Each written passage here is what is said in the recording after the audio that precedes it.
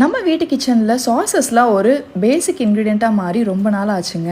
ஆனால் அதவே கடையில் வாங்காமல் வீட்டில் செஞ்சால் எப்படி இருக்கும்? Already tomato sauce recipe upload பண்ணியாச்சு. இன்றைக்கி ரெட் சில்லி சாஸ் எப்படி செய்கிறதுன்னு சொல்லிட்டு தான் இந்த வீடியோவில் பார்க்க போகிறோம்.